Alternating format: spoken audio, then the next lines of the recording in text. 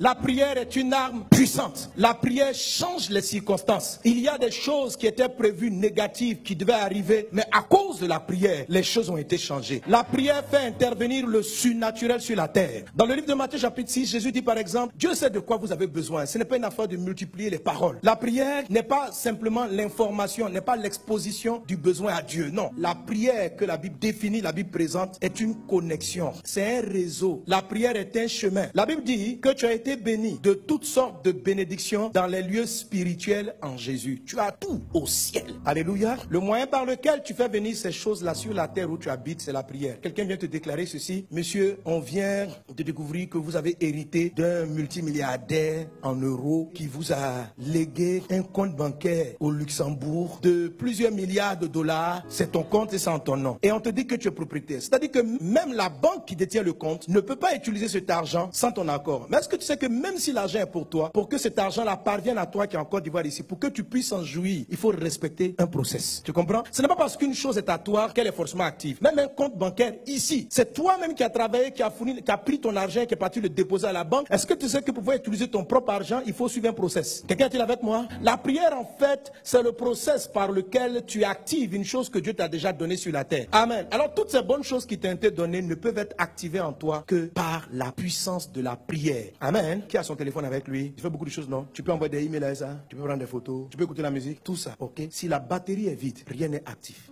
Donc, ce téléphone qui peut faire beaucoup de choses, pour qu'il puisse l'utiliser, il faut qu'il aille le connecter à une source d'énergie. C'est la source d'énergie qui active tout ce qu'il y a à l'intérieur. Quel que soit ce que Dieu t'a donné, si tes batteries ne sont pas rechargées, il t'a donné la paix. Si ce n'est pas rechargé, ça va écrire batterie vide. Seigneur, Seigneur, tu as promis la joie dans mon foyer. Le pasteur a prêché, il nous a dit, vous êtes bénis de toutes sortes de bénédictions. Vous avez la capacité de neutraliser. Ton téléphone peut avoir toutes les capacités. S'il n'est pas chargé, il ne peut rien faire. Quand tu vas allumer, tu dis, là, j'ai besoin de chasser un démon dans mon couple. Allume-toi, allume-toi. Tu ouvres l'application, guéris palabre du couple. L'application s'ouvre. Les palabres du couple là, c'est une lourde application. Vous savez, il y a des applications là. Si te reste 3%, c'est fini. Là, j'ai besoin parce qu'il paraît qu'en Jésus, les couples sont sauvés. Il paraît quand tu appuies l'application. Est-ce qu'on est ensemble? Quel que soit ce que Dieu a dit, si tu ne prends pas le temps de te brancher à Dieu, de charger la batterie, tu ne peux pas utiliser ça. Tu ressembles à quelqu'un qui n'a pas de téléphone, tu ressembles à quelqu'un qui n'a pas un moyen d'aller sur Internet. Tu es égal à une personne qui n'a pas les applis que tu as. Il n'y a pas de différence entre toi et puis quelqu'un qui ne connaît pas Dieu.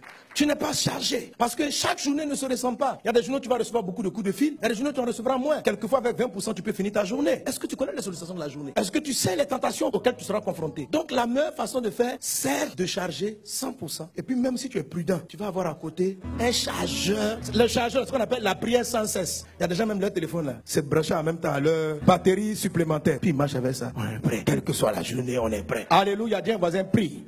Est-ce qu'on est ensemble? La prière est simple. Notre monde aujourd'hui nous permet de comprendre ce que c'est que la prière. La prière, c'est aussi le réseau de connexion par lequel Dieu télécharge les choses qui ne sont pas encore en toi. Il y a des combats, Dieu même sait que tu n'es pas encore prêt. Et il se dit, ah mon fils là, au départ, je t'ai donné ton téléphone sans cette application. Il faut que je fasse une mise à jour. Il y a un nouveau virus qui est arrivé sur la terre. Il faut une mise à jour de ton antivirus. Tu dois te connecter pour aller retrouver, reprendre. Parce que le système n'est pas chez toi. Le système est chez le fabricant. Et Dieu est le créateur de toutes choses. Un homme qui prie permet à Dieu de lui mettre les choses à jour, de remplir sa vie, de télécharger. Et vous savez, il y a des défis auxquels vous êtes confrontés, qui ont beaucoup de données, qui sont lourds. Si vous voulez télécharger un film haute définition, que vous avez une connexion Edge 2G, frère, tu dis, oh Dieu, envoie, il télécharge comme ça.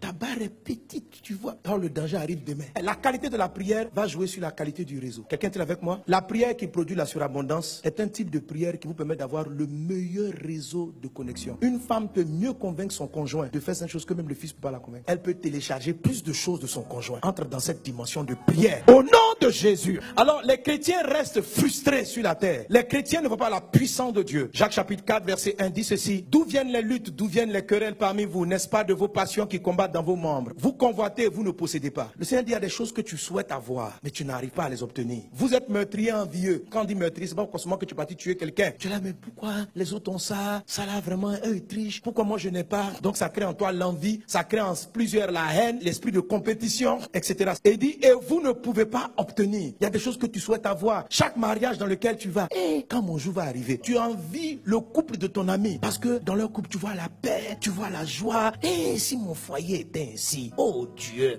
comment j'ai fait pour marier cette femme? Ah là là. Il dit, vous souhaitez, vous ne possédez pas. Pourquoi? Parce que vous ne demandez pas. Mes amis, la première chose qui fait que les gens n'obtiennent pas, c'est parce qu'ils ne demandent pas. Trop de gens ne prient plus. Vous avez donné votre vie à Jésus, mais vous ne priez pas. Tu pries combien de fois? Comment tu pries? Je me suis posé la question, mais Seigneur, pourquoi certains chrétiens, malgré tout ce que tu dis, ne prient pas? Il dit, les gens ne prient pas parce qu'ils ne croient pas dans la prière. Ils n'ont pas l'impression que la prière change quelque chose. Qu'en fait, ce que Dieu veut, il finit par toujours le faire. Donc, si Dieu ne veut pas que tu aies cette chose, il va te donner. Il faut prier ou il ne va pas te donner. Et d'ailleurs, même si tu ne pries pas même là, qui veut que tu aies là, tu vas avoir quand même. Dis à un voisin, ce n'est pas vrai. C'est pour ça que beaucoup de personnes ne prient pas. Parce qu'ils se demandent à quoi ça sert de prier. Tu pries pour avoir du travail. Tu pries, tu jeûnes, tu fais des offrandes. Le jour où tu trouves le travail, on t'a embauché. On embauche 10 païens à côté. Ils n'ont même pas prié. Et parmi eux, il y a des sorciers. Toi, tu te dis, mais moi, j'ai fait 30 jours de jeûne. Et puis Dieu a ouvert la porte pour ce travail. Lui là, il n'a même pas prié une fois. Il arrive, nous tous, on a déposé nos dossiers. Et puis on le prend.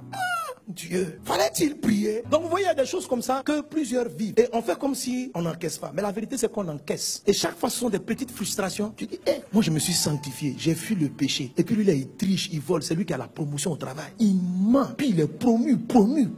Et toi, tu es en bas. Tu vois, il y a des choses qui frustrent. C'est pourquoi ils ne prient pas. En fait, quelquefois, ils sont là, ils marmonnent des choses. Ils sont là, oh mon Dieu, qui est comme toi. Mais dis qu'ils vont sincèrement demander quelque chose à Dieu. Non, la preuve. La majorité des chrétiens, aujourd'hui, lorsqu'ils déposent un dossier, ils ne comptent pas sur la prière pour faire avancer. Ils comptent sur leurs relations. Ils se disent, qui je connais? Qui connaît. Parce qu'ils ne pensent pas que la prière va faire vraiment la différence. Mais ils croient que ce qui va faire la différence, ce sont leurs relations humaines. Les gens croient dans les relations humaines, dans les connexions, plus que dans la prière. Donc on ne prie pas. Ça veut dire quand on prie, c'est une formalité technique. Mais ce n'est pas quelque chose de profond et de vrai. Est-ce qu'on est ensemble? Dis voisin, tu dois prier. Mes amis, la prière marche. La prière fonctionne. La prière fait changer des choses. Il y a quelqu'un qui me disait récemment, pasteur, Dieu même là, il sait ce qu'on veut. Il n'a qu'à nous donner en même temps. Il peut tout. On va arriver à l'église. 3 principes pour avoir du travail excellent. 4 principes pour se marier. Tout ça là, c'est trop long. Il peut, non? Sinon, il faut me marier, je vais partir.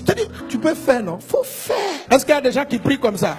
Ça, ce n'est pas une prière, c'est une plainte. Il y a beaucoup de gens qui sont rentrés en mode désabusé, découragé. Et tout ce qu'ils émettent vers le ciel, c'est que si je n'ai pas rétrogradé, je suis là, quoi. Mais ton jour, c'est mon jour.